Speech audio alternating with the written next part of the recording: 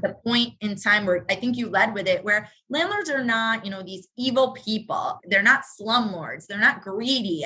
All these monikers that go on that are dangerous. And yes, there's bad seeds on both sides of that apple. But, I think our job and what we're trying to do is to hold people accountable on both sides and to foster an availability of housing that exists to, make sure that we make it affordable and make sure that tenants have places to live. The worst thing that's happened with these new laws is we're seeing that tenants have less opportunity and our homeless numbers are soaring. And that's a concern. Your network is your net worth. Come listen to some of the most successful people I know share invaluable knowledge, stories, and advice in real estate, business, and beyond. This is Weiss Advice. Whether you want to take your business or personal life to the next level, look no further. Welcome back to Weiss Advice. I'm your host, as always, Yona Weiss, and today I am pleased to be joined by Jaime Michelle Cain, an incredible commercial real estate attorney, upstate New York. How you doing today, Jaime? I am good, Yona. Thank you for having me. It's my pleasure. No, thank you for taking the time out. I mean, being a commercial real estate lawyer is, busy enough as it is because you guys are doing deals all the time. And on top of that, you are very much involved with New York State landlords and specifically, policy and lobbying to the government, making sure that they're not taken advantage of, right? I mean, landlords are people too. And just because you own a property doesn't mean you should, be subject to, draconian law. Absolutely. Yeah. New York State's been tough. Most of the people who follow New York State know that in 2018, with the new set of elections that happened, there was kind of this perfect storm that existed where the New York State or New York City rent control laws were expiring. And so it was the first time in about 50 years that you had a Democratic governor, Democratic Senate, Democratic Assembly, plus the rent control laws that were expiring. And so we got some new laws that changed the way that everything kind of soup to nuts is done in this field. And we recognized really quickly there was going to be a need to push back a little bit to save the industry. Yeah. And not only for landlords' benefit, but we really were concerned what it was doing to have the tenants, have accessibility to certain units that they were previously allowed to rent and now, kind of constricted based on the laws that they were passing. So, we quickly formed a lobbying group. Yeah. I mean, it's something that, especially when your clients are being taken advantage of by, newly changed legislation, that's really, we think it's out of your control, but the truth of the matter is there's a lot that you can do as lobbyists to help and shape those laws to make them fair for everyone. Right. And I hadn't been a lobbyist prior to that. So, it was just a little bit selfish in my respect of I built this business for the last 5 years of built up investors. And that's really my niche is, anybody investing in New York State. And I'm watching these laws happen and I'm like, I'm not going to have a practice, in a minute if I don't do something to try and push back and keep the, especially upstate, the investors are the backbone of affordable housing and the prosperity that we've seen over the last 10 years in redevelopment. And all of a sudden you're getting thrown these words like gentrification. And I'm like, hold up, that's not what's happening at all. They're actually, just taking steps to cultivate a more well-rounded city. And so, it was something I just felt passionate about getting involved in. So you're up, way up there in upstate New York in Rochester and in Buffalo, right? You live in Buffalo. You say you commute there. What, yes. I mean, is the stuff you're doing, obviously, the government, a lot of those offices are in Albany, which is, not too close to where you're right. at, not too far, but, is a lot of the stuff happening in New York City per se, or is it more just, statewide? So I would say this. I would say the 2019, it's called the Housing Stability Tenant Protection Act that got passed was mainly, but not completely, due to policy situations that were arising out in New York City. There were a series of a couple bad actors, especially up where I am. So it really did infringe upon the whole state. I grew up on Long Island. So, okay. I have lived downstate. I, worked in Manhattan before coming up here. I did go to school, undergrad and law school at Syracuse. So I feel like I'm this lawyer that has like a scope of every part of the state. And so it was natural that all of a sudden I just needed to fill in Albany. And so from probably May of 2019 through just before we closed in March of 2020, I was going to Albany probably once every month at least, if not twice a month, in the actual Capitol building, lobbying all the different legislature officials, whether it was on the Senate or the Assembly side, upstate, downstate. Collaboratively, there have been talks about separating the state for years, but I will tell you that, that doesn't exist in Albany. There's really no appetite for that. So you are really trying to talk about New York State as a whole, recognizing that we're very different regions. And so, what works in New York and what the investor in New York looks like, that doesn't hold true for upstate. We don't have skyscrapers here. We don't have this giant population. So it really is trying to explain what works best for the whole state, but also to carve out certain things for upstate, specifically, small business owners who aren't, equity ownership that do need, another layer of protection if they're going to continuously invest upstate. And that's what's necessary. Yeah. I mean, would you say that just in your experience, the people that you work with, I mean, obviously this isn't a sample for the entire population, but are they more, individual investors or kind of mom and pop, people who are owners, or are they really, businesses or corporations that buy real estate? It's an excellent question. And that's exactly the focal point of what I'm fighting now. So I think there needs to be definitions in this state, and we don't have them. So, when you talk about a mom and pop, most of the laws are calling a small business landlord somebody who owns 10 units or less. But somebody who owns 10 units or less probably has a W-2 job or some other form of getting, their income. And so I tend to think of those people as, retirement investors. They are doing it for, additional capital or additional income or down the road planning. What I tend to represent are more in that 50 to, 500 units. They are, I would call, small business ownership. If they work with me, they're never going to hold their property and in their own names, and that's for liability protection. So they are companies in the sense that they're LLCs or they're, maybe S corps if they're wrongly advised sometimes, but they are definitely, this is their full job. They don't hold other jobs, and they are usually not managed by property management companies. They're not yet large enough. And that's kind of my niche. Gotcha. So kind of self-managing and growing those portfolios, but you're right. There is a big distinction between a mom and pop and, investors and people who are business owners, and the laws should, reflect everyone, right? Right. Absolutely. Quality. Right. I mean, you're talking about these huge equity ownerships that are getting these tax breaks that my clients don't. And then when you're asking for relief, you're seeing this kind of paradigm of who's going to get this money. Everybody, there's $1.3 billion. It's been estimated in New York City alone in your rent stabilization units needs about $2 billion. And it's like, well, what about the little guy? Because, equity ownership might be able to hang on a little bit longer than some of these landlords that we represent that are just right on that cliff of going off. And, it's all about preservation at this point. Yeah, absolutely. So how did you get into law practice in the first time? I mean, obviously you went to law school, but did you start off in litigation and, kind of just found the right course into representing? You're going to laugh. I'm not going to laugh. I'm going to give you the true reason I am a lawyer is because I played the game of life with my parents when I was younger, and I kept landing on lawyer. And my family was just laughing at me, and they're like, what are you going to do? I'm like, I'm going to be a lawyer. And then my mom used to say that I would, argue. She'd be like, oh, it's a beautiful day out. The sun is so bright and the sky is so blue. And I would laugh and be like, the sky's actually a little bit of purple.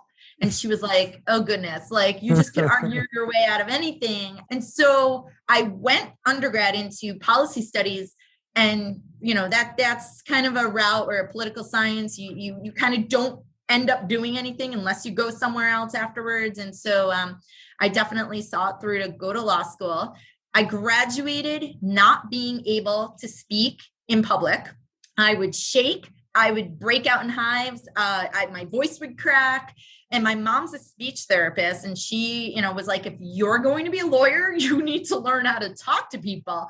And so I went through like serious training to lower my voice and to gain confidence. And then, having never done moot court or anything like that, I did go right into litigation in New York City. So I got my start as an attorney in, the civil courts of New York City and Supreme Court. And my mentor was amazing and just kind of pushed me through. I lasted 1 year though in Manhattan and never seeing the inside of my apartment and working crazy hours, and came back up here and did litigate for the first, half of my career in real estate litigation mainly. And just had a real passion for it and wanted to actually just see the deal through. And I switched firms, and that is what I had in mind. And the current law firm I am at is great. And I said, look, I just want to do something different. I want to create an investor niche. I feel like there's a lot of investors that could use kind of a concierge service type attorney. And I came up with this idea for a real estate roundtable 5 years ago, and it started with 7 people, and now it's got, a following. And so, that's kind of just what I've been trying to do and develop and get a name for. That's cool. So this real estate roundtable, and I participated once, so I know a little bit what you're talking about, but you said it started a few years back. What is it? I mean, it's really just an online, group you're meeting now every day or every week. Yeah. What is it? So it started as an in-person roundtable in Rochester, and it was in 8:30 in the morning, come as you want, open invitation for an hour. And we would pick topics to talk about. So, it would have guests or it would just be me talking, and it was monthly. And then that ran, for a little bit, and then we expanded it to be regional. So I was doing them in Buffalo, in Albany, in Syracuse, and in Canada, where we have another office in the Finger Lakes. And then COVID hit. And it was very apparent to me that my clients were going to be at a disadvantage. One, because nobody was in offices. Right. And 2, because we had these executive orders that were flying, and they weren't,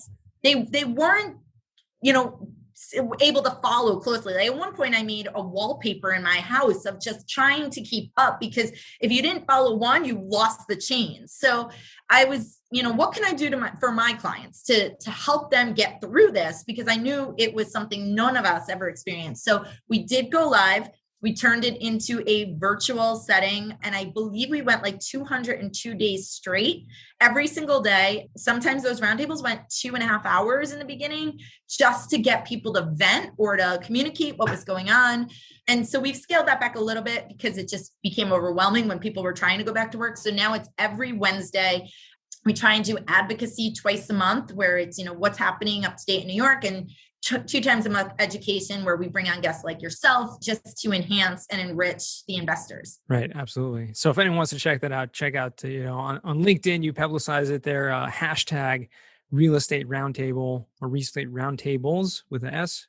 Nope. Just roundtable. And it's completely open for anybody, whether you're in, the real estate industry, but it also pairs well with people who own corporate businesses, labor and employment law, anybody in construction. I do a ton of construction lending. So, any kind of business model, I think it benefits, just for conversation, because real estate's at the heart of everything. So It could be leasing, it could be ownership, it could be, you want to get involved.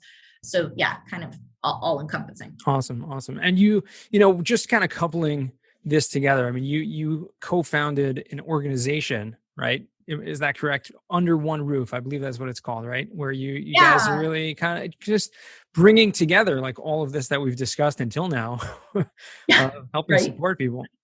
Yeah, so I'm on the board of the New York Capital Region Apartment Association. That's an acronym NYCRA. NYCRA is an affiliated chapter with the National Apartment Association. Hmm. And so my president and I, again, going back to spring of 2019, we're getting wind from the federal government and then New York. There were going to be sweeping changes. And so we knew we needed to do something. We never felt that there was an organization that was kind of all encompassing for all of New York State for landlords. You kind of had all these choppy groups, but nobody really advocating at large.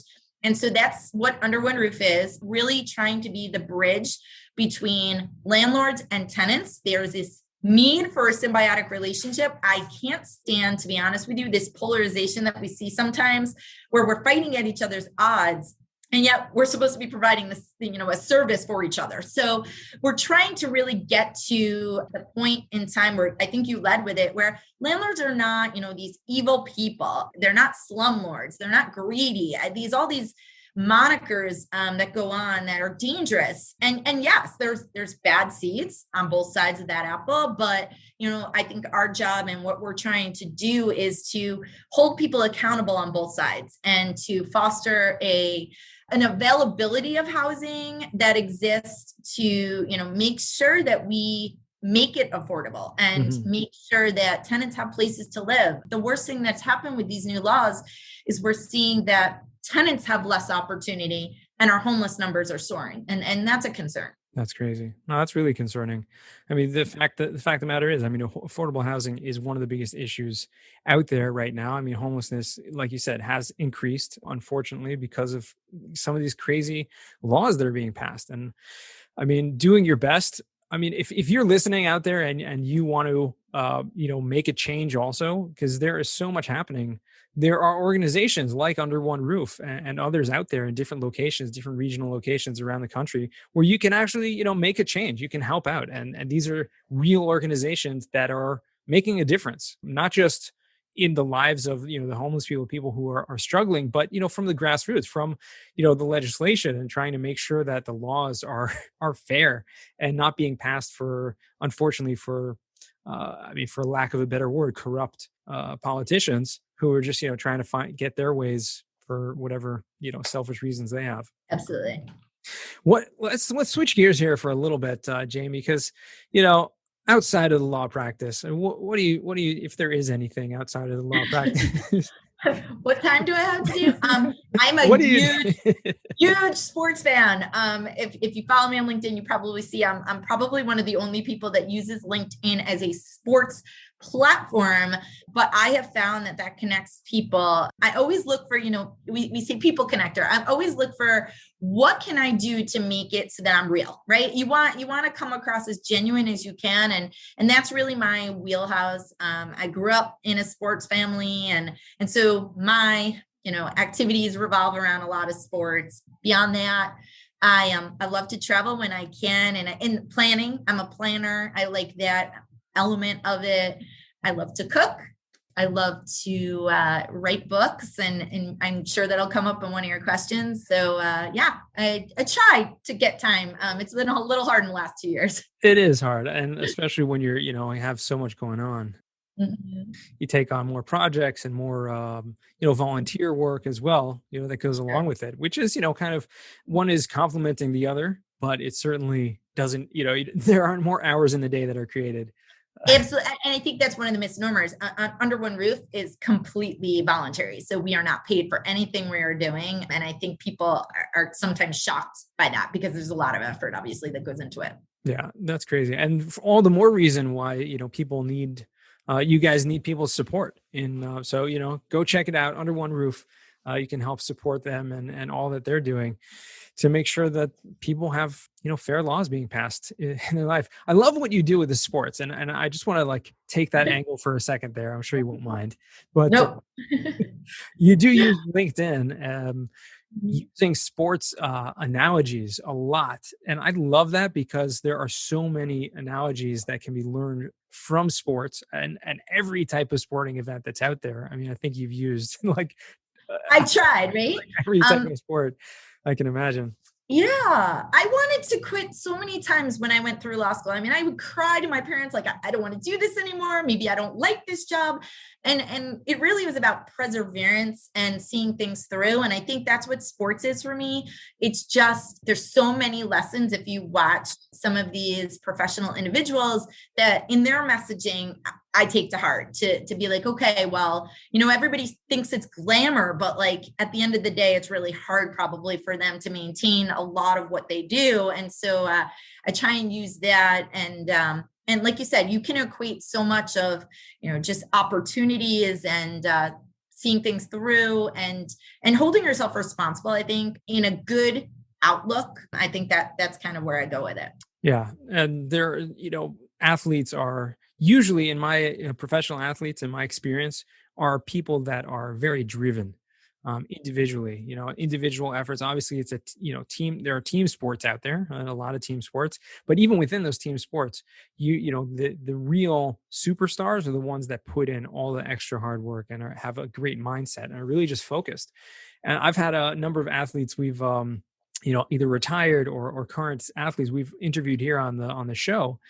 And it's just incredible to see sometimes that they are just hard workers. And that's really what it comes down to. So in life, there's so much we can all learn from that, because if you want to get ahead in life, you really do need to, you need to have a lot of blessing from above, obviously, but you need to put in that work. And there's really no two ways around it. Yeah, absolutely. I think it's all mindset.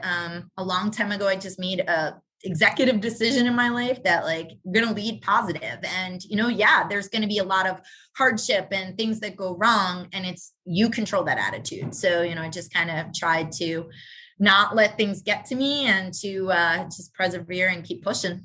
Awesome. Let me go back one second to the real estate roundtable you mentioned before. That you pushed it back. You're doing it once a week. Is it still online, or have you Yes. resumed to? Okay. It's still online. I don't foresee a time where it won't be anymore. It's just gotten to be so important to connect people, really in New York State wide, but now even nationally, where, we're getting people from other states joining us, that I think even if we go back to in person, I will always have an online feed in to that. Yeah, it's incredible. I mean, the fact of the matter is that COVID has, caused tremendous change in many different ways. But one positive change that I've seen, and obviously you can relate to this, is the fact that online meetings have kind of opened up opportunities to connect with people and to meet new people and really, kind of grow those relationships by having those just increased online meetings. Whereas, you may, if you want to talk to someone, you might just, pick up a phone or send them a text or an email, whatever. Now actually spending time with people. And yes, we're not in the same room. We can't necessarily pick up on like all of the body language and everything like that. I mean, you may not be wearing pants, but who cares?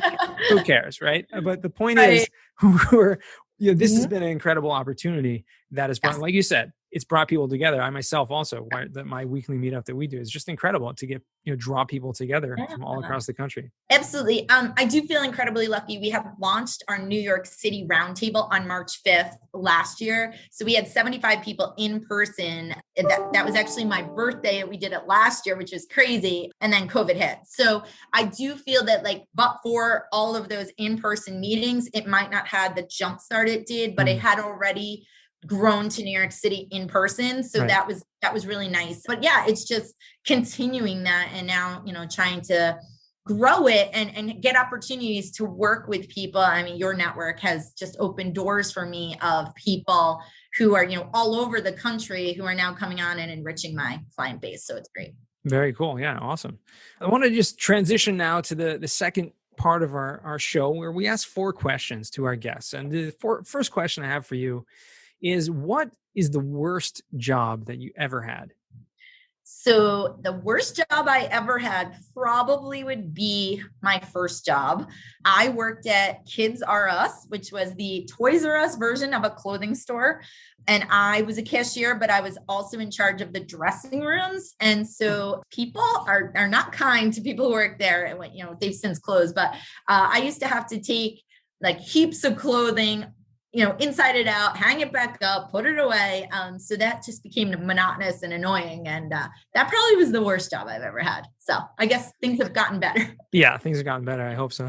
We moved up from there, but it's interesting. I find that most people answer, not, I'd say the majority of people, it's their first job that is their worst job. And it's interesting because you learn, and everything's a learning experience, but you learn that first job, whatever it is that you have, like, okay, this is not really something that I want to be doing. Let's find something a little more creative.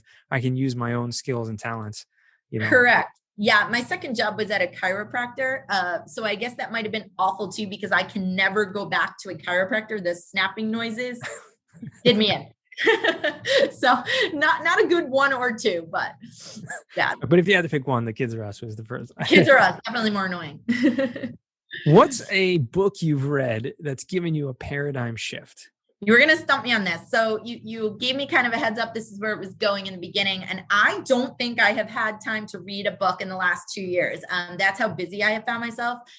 I do write books though. So I think that, for me, a paradigm shift is just one of those things when you're writing, and I write kind of I'm writing currently a sci-fi kind of thriller. I think what it does to you is it puts you in this alter universe where you can control what happens to your characters. And my takeaways from that are just kind of strength of who I want to be. So through the use of writing characters, you can kind of adapt and introspectively look at yourself and be like, all right, I can take away that I want, that part of that character to be something I now do, or I, take to heart. And I think, especially with the way the world's been in the last 2 years, developing characters and making them be the best person, or maybe a bad person that you can kind of take through and change. I think that's where I find myself right now. And that's incredible. Unfortunately, do not have books off the top of my head, but maybe one day I'll get back to you. No, that's fine. Listen, writing books is an incredible thing as well. So you write like fiction. Yes, it's a great outlet for me.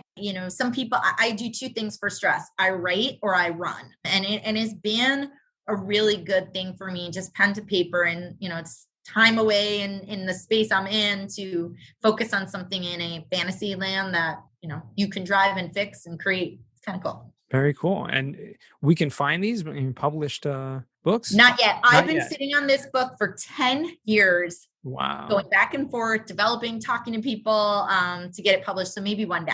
Okay.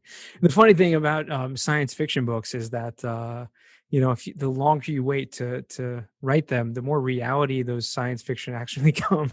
You're not kidding. Nobody's come out with what I created so far, but we'll see. We'll see how long it takes me to get there. Right. It's pretty crazy. I mean, just go back to like some science fiction books I remember reading and, right. Like 20, 30 years ago. I did like literally some of those things are real now. Yeah. I know. Oh, it's pretty scary. Anyways, question number 3, what is a skill or talent that you would like to learn? I, like I said, I have this affinity for cooking. My grandmother's Italian and I watch and learn from her every chance I get, but I think I'd like to do some like master chef cooking, like spices and different varieties and being able to like open your refrigerator and just make something from scratch and make it really good. I think that's kind of a Zen part of it for me. That and like interior designing are kind of 2 hobbies I have going on right now. Oh, cool. Wow. So you got a lot going on. I mean, yeah, well-rounded. Very well-rounded. Yeah. That's tried. Incredible. Awesome. So 4th and final question, Jaime, what does success mean to you? Oh, that's a hard one. So, I think success is the effort you put into it. So I think it's personal to each person. For me, I think what it means is eventually having people who know you and not have to introduce yourself. I would go with that. I have worked hard to kind of just build and brand myself. I go by Hurricane. That's definitely personal. That's kind of my personality. If you talk about not being in person and you can connect, but you don't really know the energy. I'm very involved all over the place. Kind of, somebody might start in my firm today and they'll get it right away. They're like, you are all over the place, in and out, all over the place, running around. And I think that for me, that has just been, my past has had, especially as a woman in this industry, it's been really hard to kind of crack into working with developers, being younger and having them entrust you with, very big closings. And so the goal is always to keep moving that dial, have somebody try and work with me, be responsible, own whatever happens during that procedure, and then grow from it where somebody then wants to work with you again. I think that's success. I don't know that there's, you could put monetary or any kind of quota on things. I think for me, it's just, the appreciation that, hey, I work with her and I'm proud to do so. I think that's probably what it is. That's awesome. Yeah, that's, and everyone has a different answer. And I love your answer because it is unique to you. And I'm sorry I didn't mention before the hurricane because that, I figured it would come across during the interview, but check out Jaime Michelle Cain, #hurricane. Yeah, I have this crazy name that, goes with the personality. So I didn't know if people would receive that well, but apparently, my weather alerts now, I kind of taken it to another level where my roundtables are weather alerts. And so everything's kind of tied together. So yeah, very cool. Well, the game must go on, right? You got to keep it going, but that's awesome. How can our listeners find you or reach out to you? So I'm very active on LinkedIn, thanks to you and the lessons I've taken away from your challenges. So it's Jaime Michelle Cain on there. Otherwise, my email is the best way because I'm constantly on it. And that's jcain@boilingcode.com. Awesome. We'll make sure to put that in the show notes. And it has been a pleasure speaking with you and learning more about what you do and who you are. And it's really enjoyed the time with you today. Thank you. Likewise. Thank you for having me on. Oh, my pleasure. And to all of our listeners, remember, the best advice comes only when you ask. Real quick, I have one question for you. Did you like this episode? If you did, I want to ask you a huge favor. See, the biggest thing that helps this podcast grow and that will spread this message to the whole world is that if you leave a review, a rating, and subscribe to the podcast. What that does is it basically tells the platforms that this podcast is out on is that you like my stuff and I'm doing something right. So take a few seconds out of your day, hit that subscribe button, leave a rating or review. I would be extremely grateful. Also, I want to hear from you guys. So I want to hear some feedback. If you have any questions for future episodes, please find me on LinkedIn, send me a DM, a connection request, Yona Weiss, and I'd love to hear from you.